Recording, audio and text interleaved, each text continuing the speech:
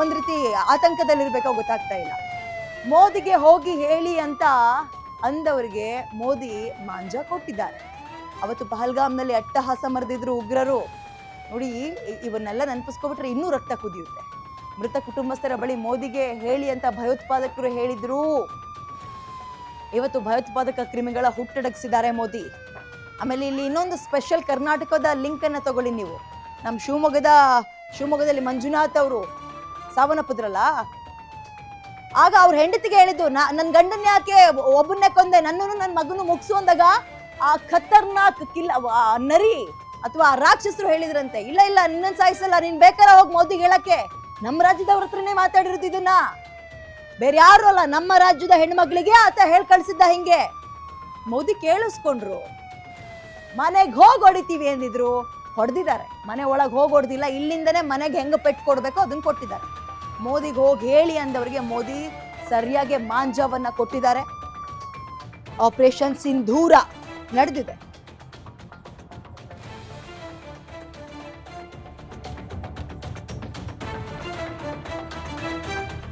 S, ಈಗ ಈ ರೀತಿಯ ಸೋಷಿಯಲ್ ಮೀಡಿಯಾದಲ್ಲಿ ಪೋಸ್ಟ್ಗಳು ವೈರಲ್ ಆಗ್ತಾ ಇದೆ ನೋಡಿ. ಆ ನರರಾಕ್ಷಸರು ಟೆಲ್ ಮೋದಿ ಅಂದಿದ್ದಲ್ಲ, ಒಬ್ಬ ಹೆಣ್ಣುಮಗಳು ಗಂಡನ ಶವದ ಮುಂದೆ ಕಣ್ಣೀರು ಹಾಕ್ತಾ ಇದ್ದಾಳೆ, ಹೋಗ್ ಮೋದಿಗೆ ಹೇಳು ಅಂದಿದ್ದ ಅವನು. ಈಗ ಆಕೆ ಸೆಟೆದು ನಿಂತಿದ್ದಾಳೆ, ನಾನು ಹೇಳಿದ್ದೀನಿ ಮೋದಿಗೆ ಅಂತ. ಪರಿಣಾಮ ಸುತ್ತಮುತ್ತ ಗಮನಿಸ್ತಾ ಇದ್ದೀರಾ ಚಿತ್ರವನ್ನ ಕ್ಲೀನ್ ಆಗಿ ಬಹಳ ಸೂಕ್ಷ್ಮವಾಗಿ ಅಬ್ಸರ್ವ್ ಮಾಡಿ. ಅಲ್ಲಿ 3 ಜನರ ಚಿತ್ರ ಇದೆ. ಎಲ್ಲಿ ಫಸ್ಟಿಗೆ ಟೆಲ್ ಮೋದಿ, ಯಾರು ಒಬ್ಬ ಹೆಣ್ಮಗಳು ಕಣ್ಣೀರು ಹಾಕ್ತಾ ಇರೋದು, ಮತ್ತೊಂದ್ ಕಡೆ ಗಂಡನನ್ನ ಕಳ್ಕೊಂಡಿದ್ದಾಳೆ, ಗಂಡ ಶವವಾಗಿ ಬಿದ್ದಿದ್ದಾನೆ, ಮತ್ತೊಂದ್ ಕಡೆ ಆ ಭಯೋತ್ಪಾದಕ ಮೋದಿಗೆ ಹೇಳು ಅಂತ ಇದ್ದಾನೆ, ಮತ್ತೊಂದ್ ಕಡೆ ಮಿಸೈಲ್ ಎಲ್ಲವೂ ಹಾರ್ತಾ ಇದೆ, ಸೆಟೆದು ನಿಂತಿದ್ದಾಳೆ, ಸಿಟ್ಟಿನಿಂದ ನಿಂತಿದ್ದಾಳೆ ಆಕೆ. ಐ ಟೋಲ್ಡ್ ಮೋದಿ, ಮೋದಿಗೆ ಹೇಳಿದ್ದೀನಿ ನಾನು, ಮೋದಿಗೆ ನಾನು ಹೇಳಿದ್ದೀನಿ. ಆ ನರರಾಕ್ಷಸರು ಈಗ ಹೆಣಗಳಾಗಿ ಬಿದ್ದಿದ್ದಾರೆ, ಮತ್ತೊಬ್ಬ ಕಣ್ಣೀರು ಹಾಕ್ತಾ ಇದ್ದಾನೆ. ಅಂದ್ರೆ ಅದು ಪಾಕಿಸ್ತಾನದ ಪರಿಸ್ಥಿತಿ ನೋಡಿ ಹೇಗಿದೆ ಪಾಕಿಸ್ತಾನದಲ್ಲಿ ದೃಶ್ಯಗಳು. ನಿಜವಾದ ದೀಪಾವಳಿಯನ್ನ ಈ ಸಲ ಸೆಲೆಬ್ರೇಟ್ ಮಾಡಿದೀವಿ. ದೀಪಾವಳಿಯನ್ನ, ಹೂಕುಂಡವನ್ನ, ಪಟಾಕಿಯನ್ನ ನಾವು ಬರೀ ನಮ್ಮ ಮನೆ ಮುಂದೆ ಬ್ಲಾಸ್ಟ್ ಮಾಡಿಲ್ಲ, ಈ ಸಲ ಆಚರಿಸಿಲ್ಲ. ಅಂತಾರಾಷ್ಟ್ರೀಯ ಮಟ್ಟದಲ್ಲಿ ದೀಪಾವಳಿ ಸೆಲೆಬ್ರೇಷನ್ ಆಗಿದೆ. ಗಮನಿಸಿ ಇದನ್ನ. ಇಂಟರ್ನ್ಯಾಷನಲ್ ಲೆವೆಲ್ ನಲ್ಲಿ ನಾವು ಈ ಸಲ ದೀಪಾವಳಿಯನ್ನ ಸೆಲೆಬ್ರೇಟ್ ಮಾಡಿದೀವಿ. ಮಧ್ಯರಾತ್ರಿ 9 ಕಡೆ ಧ್ವಂಸ ಆಗಿದೆ. ಈ ಟೆರರಿಸ್ಟ್ಗಳ ಯೂನಿವರ್ಸಿಟಿ ಅಂತ ಏನಿತ್ತು ಎಲ್ಲವೂ ಕೂಡ ಧ್ವಂಸ ಆಗೋಗಿದೆ. ಅವ್ರಗಳ ಮನೆ, ಕುಟುಂಬ ಎಲ್ಲವೂ ನಾಶ ಅಂತೆ, ಹಾಳಾಗೋಗಿ. ಅವ್ರನ್ನ ಕೇಳಿ ಅಳ್ಳಕ್ ಯಾವ ಜೀವನ ಉಳಿಯಲ್ಲ ಬಿಡಿ. ಯಾರು ಹೇಳ್ತಾರ್ರಿ ಅವರಿಗೆಲ್ಲ, ಅಯ್ಯೋ ಜೀವ ಹೋಯ್ತಲ್ಲ ಅಂತ ಯಾರು ಹೇಳ್ತಾರೆ? ಹಾಳಾಗಿ ಹೋಗ್ಲಿ ಅಂತ. ಈ ರೀತಿಯ ಪೋಸ್ಟ್ಗಳು ಈಗ ಸೋಷಿಯಲ್ ಮೀಡಿಯಾದಲ್ಲಿ ಸಿಕ್ಕಾಪಟ್ಟೆ ವೈರಲ್ ಆಗ್ತದೆ. ನೋಡ್ಲಿಕ್ಕೆ ಚೆನ್ನಾಗಿದೆ ನೋಡಿ.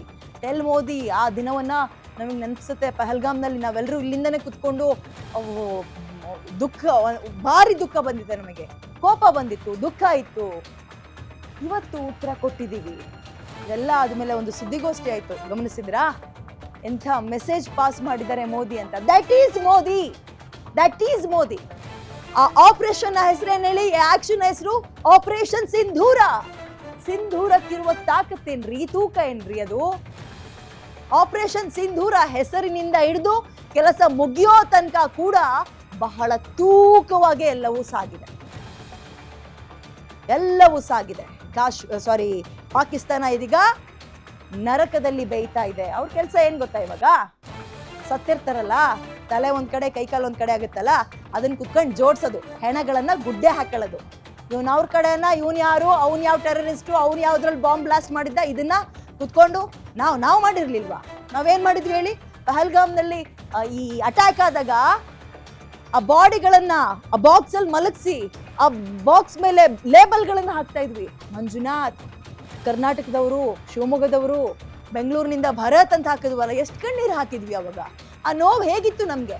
ಈಗ ಆ ಕೆಲಸ ಅವರು ಮಾಡಿ ಉತ್ತರ ಕೊಟ್ಟಿದೀವಿ. ಮೋದಿಗೆ ಹೋಗಿ ಹೇಳು ಅಂದಿದ್ನಲ್ಲ, ಹೇಳಿದ್ದಾರೆ ಮೋದಿಗೆ. ಮೋದಿ ಏನ್ ಮಾಡಿದ್ರು? ಆಪರೇಷನ್ ಸಿಂಧೂರ ಮಾಡಿದ್ರು. ಆಪರೇಷನ್ ಸಿಂಧೂರ.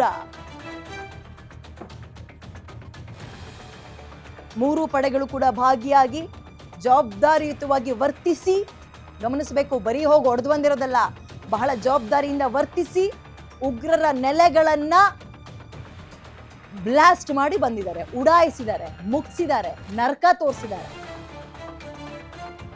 21 ಕ್ಯಾಂಪ್ಗಳು ಧ್ವಂಸ ಆಗಿದೆ. ಆ ಮಾಹಿತಿನ ಈಗ ಇಲ್ಲಿ ತನಕ ಅವ್ರು ಏನು ಹೇಳ್ತಾ ಇದ್ರಲ್ಲಿ, ನೋ ನೋ ನೋ ಇಲ್ಲಪ್ಪ, ನಾವಿದನ್ನು ಒಪ್ಕೊಳ್ಳೋದೇ ಇಲ್ಲ, ಟೆರರಿಸಮ್ಗೂ ನಾವು ಸಪೋರ್ಟ್ ಮಾಡಲ್ಲ, ಟೆರರಿಸ್ಟ್ಗಳಿಗೂ ನಾವು ಆಶ್ರಯ ಕೊಟ್ಟಿಲ್ಲ ಅಂದ್ರು. ಹಾಗಾದ್ರೆ ಈಗ ಬ್ಲಾಸ್ಟ್ ಆಗೋಕ್ಕಿಂತ ಮುಂಚೆಯೂ ಕೂಡ ನಾವು ವಿಜುವಲ್ಸ್ನ ಕೊಟ್ಟಿದ್ದೀವಿ ನಿಮಗೆ.